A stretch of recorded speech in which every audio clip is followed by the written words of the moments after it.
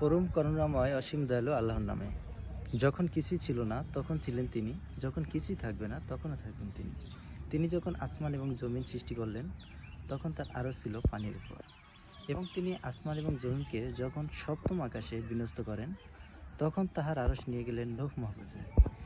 তিনি তাহার নিকটবর্তী আকাশকে সুসজ্জিত করিলেন সূর্য চন্দ্র তারকারাজি দ্বারা, এবং তিনি পৃথিবীকে সুসজ্জিত করিলেন নদী নালা পাহাড় পর্বত বৃক্ষ লতাপাতা গাছগাছালি এবং জীবজন্তু এসব দ্বারা, যিনি সামান্য পরিমাণও ক্লান্তি বোধ করেন না এই পৃথিবী এবং আকাশমণ্ডলী পরিচালনা করার জন্য, সেই সুমহান প্রতিপালকের নামে শুরু করছি এই প্রকৃতি দেখানোর একটা সুন্দর জায়গা। এখন আমরা আছি কুমিল্লার একটা গ্রামে।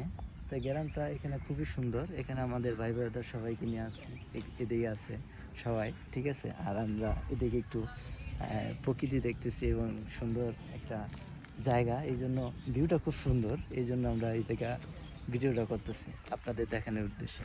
এটাই আর কি, দেখছেন প্রকৃতিটা কত সুন্দর, ঠিক আছে।